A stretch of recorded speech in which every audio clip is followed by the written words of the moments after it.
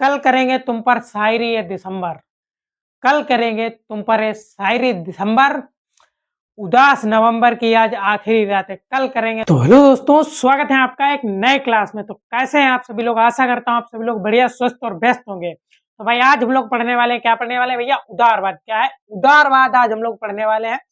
क्या है भैया उदारवाद? आइए समझते हैं बिना टाइम वेस्ट किए उदारवाद। समझना भैया, उदारवाद उस विचारधारा को कहते हैं। सबसे पहले तो भैया समझिए उदारवाद है क्या। जो हम या आप या जो कोई मनुष्य है, वह एक जीवित प्राणी है, इंसान है। उसके अंदर इतनी क्षमता है कि वो अपने क्या करते हैं भैया, अपने अपने द्वारा लिए लिए गए अपने द्वारा लिए गए विचार, अपने द्वारा लिए गए विचार यानी कि भैया अपने आप सोच समझ सकता है। ठीक है भाई, तो अपने आप सोच समझ सकता है। क्या सोच सकता है? अपने आप द्वारा लिए गए अपने विचार, यानी कि जो भी भाई साहब है, क्या है? विचारधारा, जीने का, सोचने का, जो करने का भाई साहब, जो भी वो करना चाहता है वो कर सकता है, वो है क्या है? तो समझिए भैया विचारधारा क्या है। बहुत सॉरी, उदारवाद, सॉरी विचारधारा के लिए उदार, सॉरी भाई। तो उदारवाद क्या है भैया? क्या है उदारवाद? उदारवाद, उदारवाद उस विचारधारा को क्या कहते हैं? क्या कहते हैं भैया? उदारवाद उस विचारधारा को कहते हैं जो व्यक्ति की स्वतंत्रता, क्या भाई?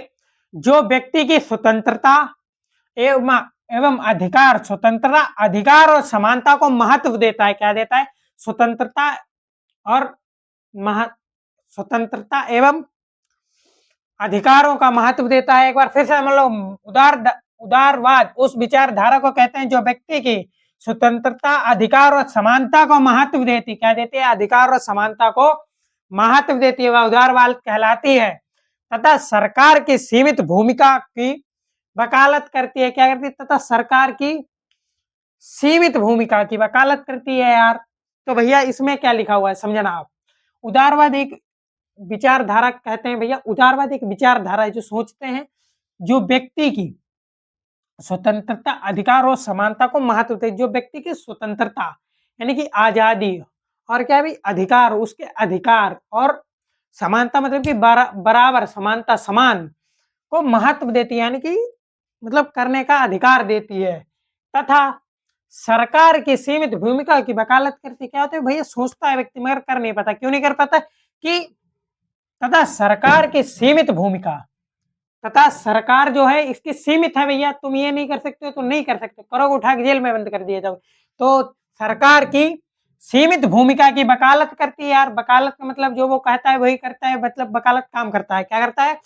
तथा सरकार की सीमित भूमिका की वकालत करती है। विशेषताएं क्या है भाई? समझना भाई, विशेषताएं, व्यक्तिगत स्वतंत्रता।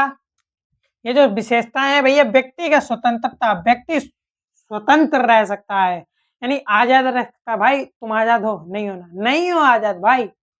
क्यों नहीं हो? वो भी मैं बता दूं। आप आजाद नहीं हो, वो नहीं बताऊंगा यार, वो कल बताऊंगा, आज नहीं। तो क्या है भैया? व्यक्तिगत स्वतंत्रता पहली विशेषता हो गई, व्यक्तिगत स्वतंत्रता उदारवाद में भाई साहब, व्यक्तिगत स्वतंत्रता। दूसरा समानता के सिद्धांत, मतलब कि समानता के जितने भी सिद्धांत होने हैं चाहिए हैं और होने चाहिए यार। समानता के सिद्धांत, सीमित और जिम्मेदार सरकार। क्या है भाई? सीमित और जिम्मेदार सरकार। सीमित और जिम्मेदार सरकार का मतलब क्या हुआ भाई? सीमित और जिम्मेदार सरकार, जैसे आप कहीं स्कूल जाते हो, खुदा ना खास्ता ऐसा ना हो, ऊपर वाला ना करे, कि अगर जहां आप बैठे हो पूरा स्कूल गिर जाए, सिर्फ प्रिंसिपल ऑफिस बच जाए, तो लोग क्या कहेंगे? तो सरकार उससे क्या पूछेगी भाई? तो किससे पूछेगी? सरकार से पूछेगी ना। तो वही है समान, वो सीमित और जिम्मेदार सरकार। सीमित और जिम्मेदार सरकार, सरकार की पूरी जिम्मेदारी है। क्या है? जिम्मेदारी,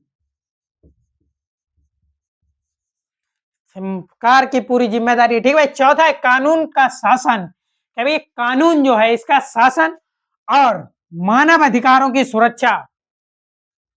कानून का शासन और मानव के जो अधिकार है, मतलब हमारे तुम्हारे इंसानों के जो अधिकार है, उनकी आप सुरक्षा करें। क्या है भाई? कानून का शासन और मानव अधिकारों की सुरक्षा। पांचवा है निजी संपत्ति का अधिकार। भैया निजी संपत्ति आप अपने रख सकते हो, अपना फोन रख सकते हो, आईफोन रख सकते हो, आईपैड रख सकते हो, लैपटॉप रख सकते हो, घर रख सकते हो, बंगला रख सकते हो, गाड़ी रख सकते हो, लेजेंडर रख सकते हो, BMW M5 रख सकते हो, बुगाटी रख सकते हो। बुगाटी तो भाई इंडिया में वो नहीं है ना भाई, बुगाटी नहीं है यार। तो निजी संपत्ति आप अपनी रख सकते हैं किसके, उदारवाद के उसमें, उदारवाद के उसमें आप अपनी निजी संपत्ति तक रख सकते हो। क्या है भाई, इसकी विशेषताएं ये है, वकालत करते रहते तब इसकी विशेषताएं ये, निजी संपत्ति का अधिकार होता है भाई। क्या है, अधिकार होता है। आपने समझा, एक बार फिर से पढ़ के समझ लो। उदारवाद उस विचारधारा को कहते हैं जो व्यक्ति की स्वतंत्रता, अधिकार और समानता को महत्व देती है तथा सरकार की सीमित भूमिका की वकालत करती है। विशेषताएं भैया क्या है, व्यक्ति का स्वतंत्रता, समानता के सिद्धांत, सीमित और जिम्मेदार सरकार, और क्या भाई चौथा है कानून का शासन और मानव अधिकारों की सुरक्षा, पांचवा है निधि संपत्ति का अधिकार। ठीक है भाई, आपने समझा। तो जाते जाते एक लाइन कहना चाहूंगा भाई, 2 मिनट रुकेगा, 2 मिनट।